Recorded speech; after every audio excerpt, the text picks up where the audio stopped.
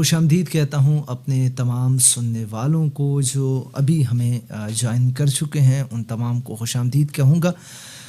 معزز خواتین و حضرات، تفسیر کا سیشن ہمارا سٹارٹ ہو چکا ہے۔ تفسیر ہم شروع کرنے جا رہے ہیں قرآن مجید فرقان حمید کی پارہ نمبر 30 صورت ہے دوسری، سورہ نازعات، اور قرآن میں یہ صورت 79 نمبر پر ہے، اور آج ہم اس کی آیت نمبر 18ویں کی ہم ابتدا کر رہے ہیں، کیونکہ 17 پورے ہو چکی تھی۔ اب 18ویں کی جانب آئیں گے۔ ہم نے گزشتہ آیات میں سورہ نازعات میں کیا پڑھا، تھوڑا سا میں اس کا خلاصہ بیان کرتا چلوں۔ ہم نے گزشتہ آیات میں ہم نے یہ پڑھا کہ لوگ جو ہیں مشرکین مکہ جو ہیں، جو مزاج جو ان کا تھا، جو تمسخر اڑایا کرتے تھے کہ آیا کس طرح ہم دوبارہ سے زندہ کیے جائیں گے، اور یہ کیسے ممکن ہے کہ ہم مر جائیں، سب کچھ ختم ہو جائے، تو پھر کس طرح ہمیں پتہ چلے گا کس طرح دوبارہ سے زندہ کیا جائے گا۔ تو اس کی ایک تفسیر اللہ رب العزت نے بتائی تھی سورہ نازعات میں، اور اس کو ہم نے کل گزشتہ روز پڑھ لیا تھا، دیکھ لیا تھا۔ جنہوں نے ابھی تک وہ سیشن یا پہلی آیات نہیں دیکھی، انہیں کہوں گا کہ آپ لوگ میرے یوٹیوب چینل الف پوڈ کاسٹ پہ جائیں، ALIF PODCAST الف پوڈ کاسٹ کو پر جائیے، اور گزشتہ آیات وہاں سے سن لیجئے گا، ان کی تفسیر سن لیجئے گا کہ کس طرح قیامت برپا ہوگی، اور کس طرح یہ حالات جو ہیں دوبارہ سے زندہ کیے جائیں گے۔ یہ مکمل تفصیل سی تھی۔ اور پھر اللہ رب العزت نے فرمایا کہ حل اتاک حدیث موسیٰ، کیا آپ تک موسیٰ علیہ السلام کی خبر نہیں پہنچی تھی؟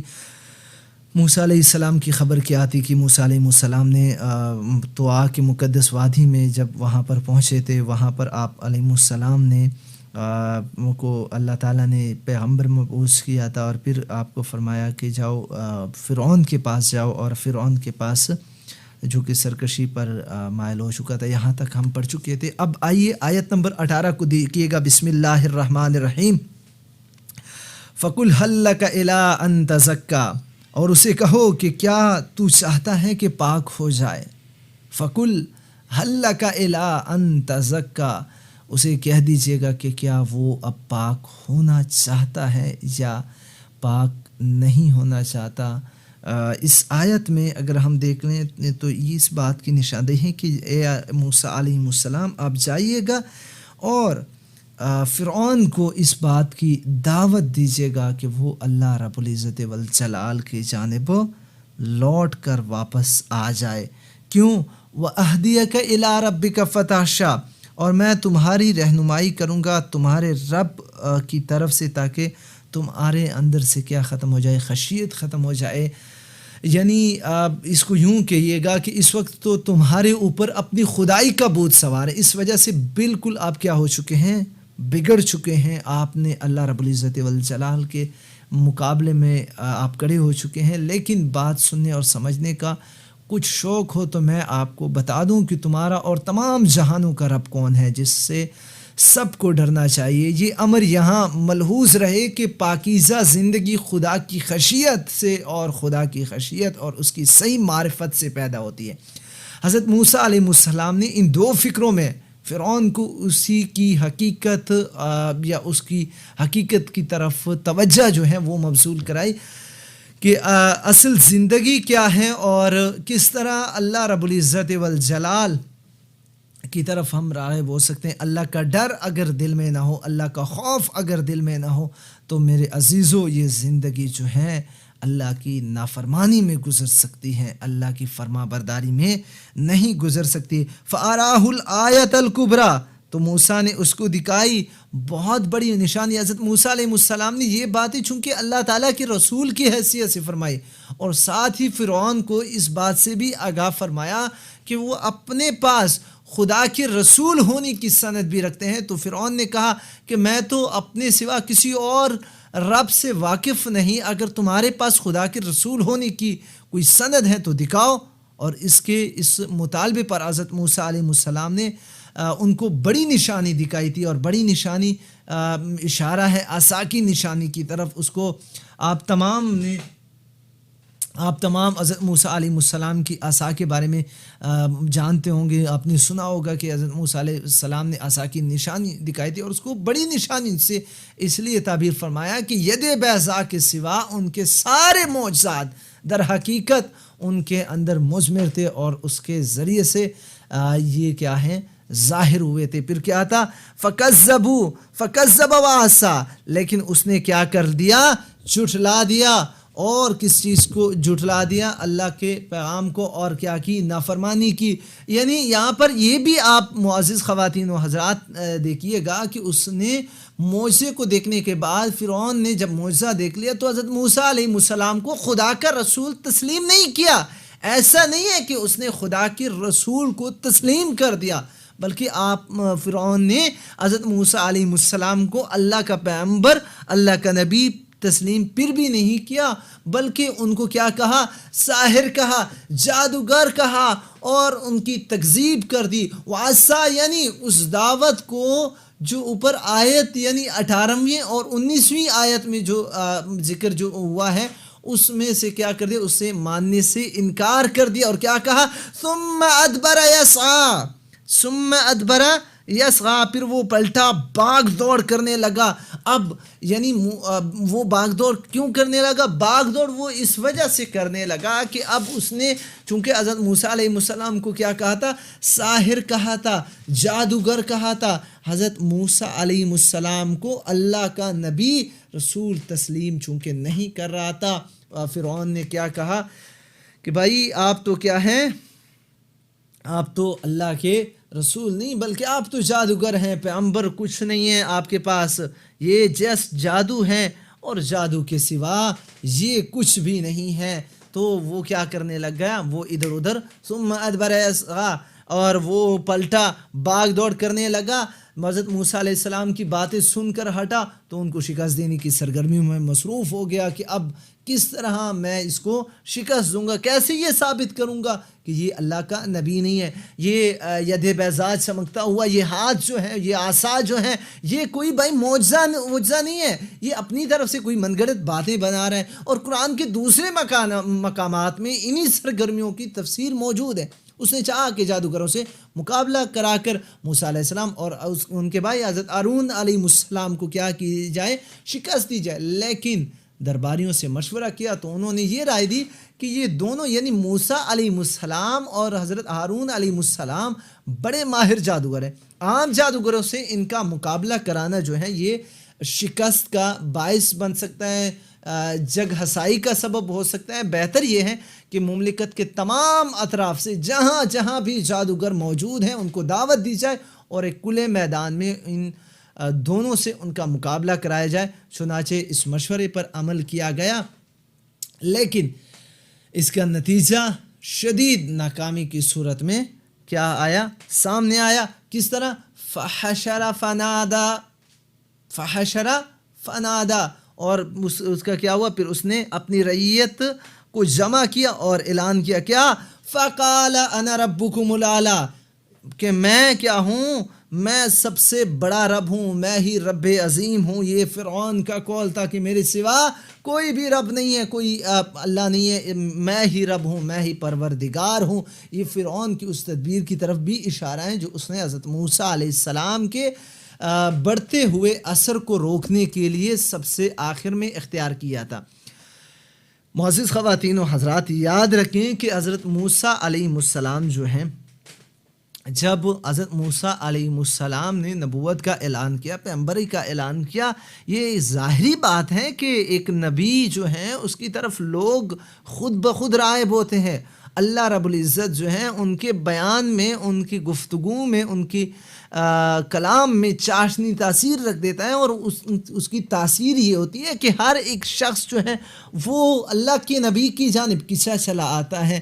لہٰذا فرعون جو تھا وہ اب اس اثر سے ڈر گیا تھا، وہ چاہتا تھا کہ اس کو کسی نہ کسی طرح میں نے کمزور کرنا ہے، کسی نہ کسی طرح سے میں نے یہ ثابت کرنا ہے کہ یہ اللہ کا نبی نہیں ہے، میں نے اس کو کیا کرنا ہے، میں نے یہ بھی ثابت کرنا ہے کہ میں فرعون جو ہوں میں ہی رب ہوں۔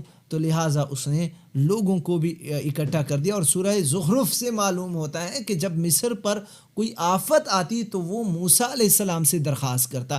یعنی آپ علیہ السلام جو نبی ہوتے ہیں ان کے پاس معجزات ہوتے ہیں, ان کی دعائیں اللہ رب العزت والجلال رد نہیں کرتے. اللہ تعالیٰ انبیاء کی دعائیں جو ہیں وہ قبول فرماتے ہیں, مقبول فرماتے ہیں. لہٰذا جب بھی کوئی مصیبت, کوئی تکلیف مصر کے لوگوں پر آتی تو وہ کیا کرتے, حضرت موسیٰ علیہ السلام سے درخواست کرتے کہ وہ رب عالم سے دعا کریں تاکہ یہ بلا ٹل جائے, اور ان کی دعا سے وہ بلائیں جو ہیں وہ ٹل جاتی. تو ان کا مطالبہ ضرور تسلیم جو ہے وہ لوگ کرنے لگ گئے, چونکہ وہ اللہ کے نبی تھے. پھر اپنے وعدے سے جب فرعون کی باری آئی تو وہ وعدے سے مکرنے لگ گیا, اور لوگوں میں تو تاثر تھا حضرت موسیٰ علیہ السلام کا پیغمبر ہونے کا, ان کے برگزیدہ بندے ہونے کا. وہ بزرگ تو تسلیم کر رہی تھی, لیکن اس کی اگر ہم یہاں پر دیکھیں تو حضرت موسیٰ علیہ السلام کی سچائی جو ہے اس کا کوئی گھر ایسا نہیں تھا جہاں پر حضرت موسیٰ علیہ السلام کی سچائی نہیں پہنچ گئی تھی. اور اسی سے گھبرا کر فرعون نے قوم کے تمام بااثر افراد کو جمع کیا اور ان کے اندر اپنا اثر بحال کرنے کی کوشش کی. اس موقع پر اس نے جو تقریر کی اس کی طرف یہاں میں صرف اجمالی طور پر اشارہ کروں گا. سورہ زخرف میں وہ موجود ہیں. وَنَادَى فِرْعَوْنُ فِي قَوْمِهِ قَالَ يَا قَوْمِ أَلَيْسَ لِي, جس کا ترجمہ اور مفہوم کچھ یوں ہے کہ اور فرعون نے اپنی قوم میں پکارا کہ کیا مصر کی بادشاہی اور یہ نہر جو میرے نیچے جا رہی ہے میرے لیے نہیں ہے؟ کیا تم لوگ دیکھ نہیں رہے ہو؟ تو یہ بہتر ہوا, میں اس سے بہتر ہوں جو ایک حقیر آدمی ہے اور اپنی بات کھل کر کہہ بھی نہیں سکتا تھا. اگر یہ خدا کا رسول ہے تو ایسا کیوں نہ ہوا اس پر سونے کے کنگن اتارے جاتے اور اس کے ساتھ فرشتے پرے جو ہیں وہ باندھ کر آتے. اور ان باتوں سے اس نے اپنی قوم کو بے وقوف بنا لیا, اور وہ تھے ہی نافرمان. اللہ تعالیٰ قرآن میں کہتے ہیں وہ تھے ہی نافرمان لوگ. تو جب انہوں نے ہم کو غصہ دلایا تو ہم نے ان سے انتقام لیا اور ان کو سب کو غرق کر دیا. ان کا ایک مطالبہ یہ بھی تھا, حضرت موسیٰ علیہ السلام کی زبان میں چونکہ لکنت تھی تو وہ کیا کر رہے تھے, وہ کیا سمجھتے تھے کہ حضرت موسیٰ علیہ السلام چونکہ اپنی بات کھل کر نہیں کہہ سکتے تو لوگوں کو ایک بات تو یہ وہ کہنے لگ گئے کہ یہ کھل کر اپنی بات کا اظہار بھی نہیں کر سکتے, اور اگر یہ اللہ کے پیغمبر ہیں تو اس پر نبی ہیں تو یہ امیر کیوں نہیں ہے, اس پر دولتوں کی بارشات کیوں نہیں ہے, عنایتوں کی فراوانی کیوں نہیں, آخرکار یہ ایسا کیوں ہے؟ تو لوگوں کو فرعون جو تھا وہ اس طرف راغب کرنا چاہتا تھا, ان کا مائنڈ سیٹ ایک بنانا چاہتا تھا کہ وہ کیا کریں, وہ اس کی طرف موسیٰ علیہ السلام کے میسج کی طرف نہ آ جائے. ظاہر ہے فرعون نے خود کو رب اس معنی میں نہیں کہا کہ اس کائنات کا یا اپنے ملک کے لوگوں کا خالق ہے, بلکہ وہ تو خود باطل معبود کو پوجتا تھا.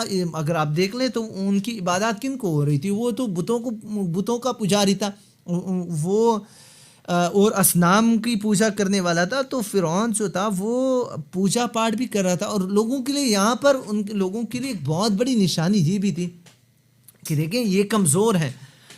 فرعون کیا ہے؟ کمزور ہے. اس کی کمزوری کا یہ عالم ہے کہ یہ کسی اور کے آگے جھک رہا ہے, ٹھیک ہے نا, وہ کسی اور کے آگے جھک رہا ہے. وہ یہ نہیں کر رہا, فرعون یہ تو نہیں کر رہا تھا کہ وہ کسی کا پوجا نہیں کر رہا تھا, بلکہ پوجا بھی کر رہا تھا, مانگ بھی رہا تھا, کسی کے سامنے اپنے سر کو جھکا رہا تھا.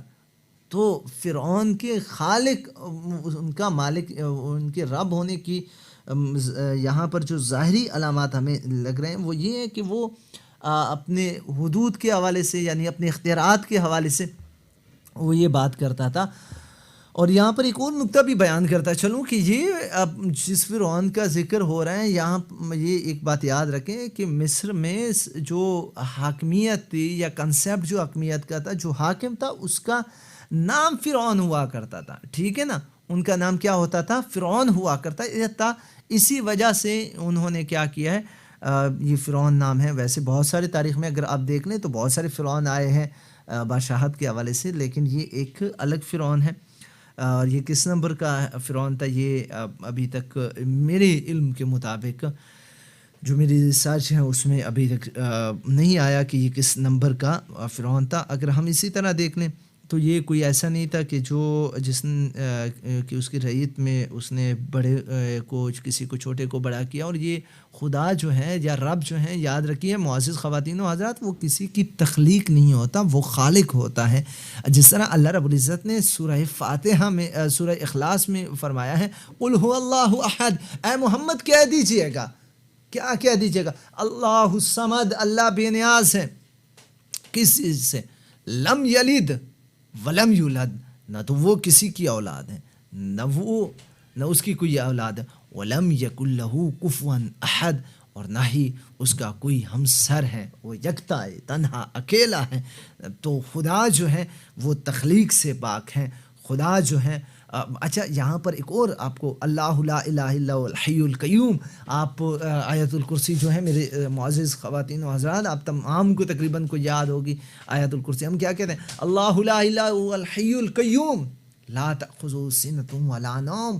خدا وہ ہے، اللہ وہ ہے، نہ تو اسے اونگ آتی ہے نہ نیند آتی ہے. وہ ان تمام تر ظاہری پریشانیوں، مصیبتوں، تمام تر سے پاک ہوتا ہے. اسے کوئی تخلیق نہیں کر سکتا، اسے کوئی بنا نہیں سکتا، اسے کوئی لا نہیں سکتا، بلکہ وہ ازل سے موجود ہے اور ابد تک موجود رہے گا. اس کی وجود کو زوال نہیں ہے، وہ کسی حد یا کسی دائرے میں نہیں ہے. اللہ کی ذات کسی دائرے میں نہیں ہے، کوئی محدود وقت اللہ کے لیے نہیں ہے. آپ یہ نہیں کہہ سکتے کہ اللہ اس سے اس وقت تک ہے.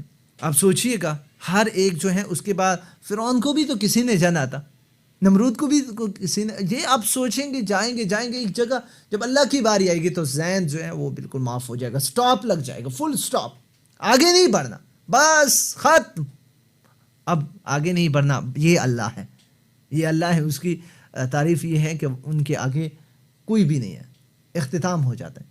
اور کوئی نہ کوئی باعث تو ہے اس دنیا کا، کوئی نہ کوئی وجہ تو ہے اس دنیا کے بنانے کی، کسی نے تو بنائی ہے نا، ایویں ہی تو وجود میں نہیں آئے. آپ ابھی بگ بینگ کا سنتے ہیں سورہ 21واں پارے میں قرآن میں، پہلے سے آپ 1400 سال پہلے آپ کے سامنے یہ چیز آ چکی ہے. میں ایک انٹرویو دیکھ رہا تھا، ایک ویڈیو دیکھ رہا تھا، وہ ابھی بھی یوٹیوب پر موجود ہے. ایک ایکس کرسچن تھے، ان کا نام میرے خیال میں عبدالرؤف یا عبدالرافع نام ہے اس شخصیت کا. انہی کا ایک بلکہ چینل بھی ہے. ایک جگہ کچھ لوگوں کے ساتھ ایک پوڈ کاسٹ میں وہ موجود تھے اور انہیں بتا رہے تھے کہ بھائی ہمیں جو ہے وہ یہ کہا جاتا تھا، سنڈے کلاس جو ہوتی تھی اتوار والے دن جو ہم چرچ جاتے تھے، سنڈے کلاس اسے کہا جاتا ہے. تو ہم کیا کرتے تھے وہاں پر جب ہم جاتے تھے تو کہا جاتا تھا کہ یہ محمد رسول اللہ صلی اللہ علیہ وآلہ وسلم جو تھے یہ غریب تھے، ان کے پاس تھا کچھ نہیں. تو انہوں نے کیا کیا، انہوں نے ایک نیا دین شروع کر دیا. اور جناب ابوبکر اور ان کے ساتھ ان کے رفقا جو ہیں وہ دور دراز کے علاقوں کا سفر کرتے تھے اور وہاں پر مختلف لوگوں کی کہانیاں سنتے تھے، اور وہ پھر یہاں پر آیا کرتے تھے مکہ میں تو اور لوگوں کو یہ سنایا کرتے تھے. تو آپ حضور نبی کریم علیہ السلام کی ذات کو اگر ہم آج دیکھتے ہیں تو حضور نبی کریم اور یہ قرآن مجید فرقان حمید جو ہے، آپ اس کو دیکھیے گا نا، آپ جو بھی تھیوری اٹھاتے ہیں سائنس کی تھیوری، آپ کو یہاں پہ لگتا ہے جی یہ تھیوری بالکل ٹھیک ہے، یہ قرآن میں اس کا ذکر ہے، اس کا بھی قرآن میں ذکر ہے. تو پھر ایک امی جو تھا، ایک ایسا شخص جس کو امی کہا جاتا ہے، یعنی محمد رسول اللہ صلی اللہ علیہ وآلہ وسلم، انہیں یہ وقت سے پہلے، اور سائنس کا وجود تو کل پرسوں کا ہے، وہ اب سائنس کا وجود ایسا نہیں ہے کہ وہ ہزاروں سال پرانے.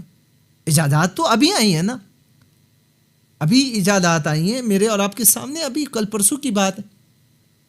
اور پھر اس میں دیکھیے گا کہ ان ایجادات میں جو نئے ریسرچز ہو رہے ہیں، ٹھیک ہے، نیو تھیوریاں جو پیش ہو رہی ہیں، وہ پھر آپ قرآن مجید سے آپ کو ان کے بارے میں مل جاتے ہیں. تو یہ کس طرح ملی ہے؟ تو پھر آپ یہ کہیں گے نا کہ قرآن جو ہے اللہ کی آخری کتاب ہے. آخری کتاب میں کبھی اس بارے میں سوچئے گا کہ قرآن اللہ کی کتاب ہے، ٹھیک ہے نا. سوال میں دیتا ہوں، آپ اس پر سوچئے، قرآن اللہ کی آخری کتاب ہے اور کیوں ہے؟ اس پر تحقیق شروع کریں تو آپ خود ہی، آپ جتنا بھی اس ٹاپک سے ہٹیں گے، جتنی بھی کوشش کریں گے کہ بھائی میں نے یہ وہ کرنا ہے کہ قرآن اللہ کی آخری کتاب نہیں ہے یا قرآن اللہ کا کلام نہیں ہے، لیکن گھوم پھر کر آپ کو وہیں پر آنا ہوگا. آپ کو یہ اقرار کرنا ہوگا کہ قرآن اللہ ہی کی کتاب ہے، قرآن ہی اللہ کی کتاب ہے، اس میں انکار آپ کو کہیں پر نہیں ملے گا۔ معزز خواتین و حضرات، آیت کی طرف آئیں گے۔ اللہ اکبر کبیرہ۔ فقال انا ربکم الاعلی، میں کیا ہوں؟ میں ہی رب عظیم ہوں، میں ہی بڑا رب ہوں۔ یہ اقرار تھا کس کا؟ فرعون کا۔ اگلی آیت میں اللہ کیا فرماتے ہیں؟ فَأَخَذَهُ اللَّهُ نَكَالَ الْآخِرَةِ وَالْأُولَىٰ، تو پکڑ لیا اس کو اللہ نے آخرت اور دنیا کی سزا میں۔ دنیا کی سزا کے طور پر اسے اپنے لشکر سمیت جو ہیں وہ غرق کر دیا۔ جہاں تک اس کی آخرت کی سزا کا تعلق ہے، اس کا ذکر قرآن میں جا بجا ہے اور وہ بہت ہی بھیانک قسم کا ہے۔ اور ہم 30واں پارہ پڑھ رہے ہیں تو اس میں تقریباً جنت اور جہنم کا ذکر زیادہ ہے اس میں۔ تو آپ کے سامنے ہے مختلف قسم کے عذاب، اور پھر ایسا عذاب جو اس طرح کے شرک کا۔ اب یہاں پر ایک اور معزز خواتین و حضرات، آپ کو ایک اور لفظ بتاتا ہوں۔ فَأَخَذَهُ اللَّهُ نَكَالَ الْآخِرَةِ وَالْأُولَىٰ، نکال کے معنی ہے عبرت انگیز عذاب، یعنی جب اس نے سب کچھ دیکھا اور سن لینے کے بعد بھی اپنی سرکشی پر اصرار کیا تو اللہ نے اس کو آخرت اور دنیا دونوں کے عذاب میں پکڑ لیا۔ دنیا میں وہ سمندر کی موجوں کے حوالے ہوا، اور آخرت میں جہنم کے عذاب میں جھونک دیا جائے گا۔ اگلی آیت ہے ان فی ذالک لعبرۃ لمن یخشی، یقیناً اس میں عبرت ہے ان کے لیے جو ڈرتا ہے۔ یہ وہ مقصد بیان ہوا ہے جس کے لیے سرگزشت سنائی گئی ہے۔ یہ ساری کی ساری آیات، یعنی آیت نمبر 1 سے لے کر آیت نمبر 26 تک جو بھی باتیں کی گئی، ٹھیک ہے نا، اس کو اگر آپ پچھلی آیات میں دیکھیں جو مذاق اڑاتے تھے، جو ان کا رویہ تھا، جو اہل مکہ تھے ان کا جو رویہ تھا، جو ان کا طور طریقہ تھا، ٹھیک ہے جی، وہ آپ کے سامنے ہے۔